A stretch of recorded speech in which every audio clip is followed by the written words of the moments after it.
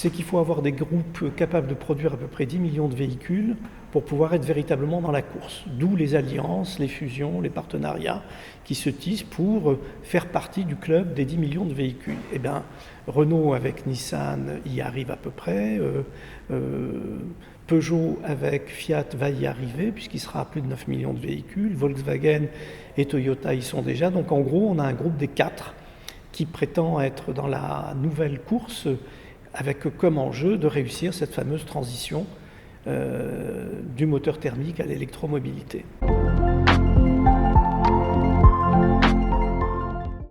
Ah oui, la puissance publique joue un rôle, à mon avis, très important. L'État doit, à mon avis, surtout jouer un rôle de coordination et fournir un horizon sur lequel se caler pour que les différents acteurs aient une visibilité de l'avenir.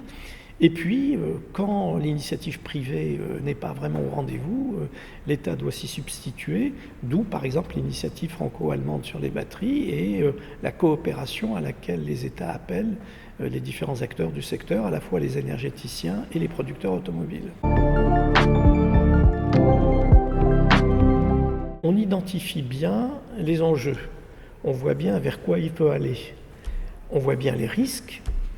Les opportunités, pour le moment, je dirais qu'on ne les voit pas très bien et que les acteurs tardent à accélérer le rythme parce qu'ils voient plus les coûts de la transition que les bénéfices de la transition. Mais il faudra bien qu'à un moment, le système bascule et à mon avis, le rôle de l'État dans sa capacité à fixer un horizon lisible est absolument capital. Il faut que les gens sachent de manière précise à partir de quel moment ils ne pourront plus continuer à circuler avec leur véhicule diesel. Il faut qu'ils sachent à partir de quel moment il faudra qu'ils passent au minimum à l'hybride parce que sinon les critères de circulation deviendront impossibles pour eux dès qu'il y a la moindre alerte de pollution.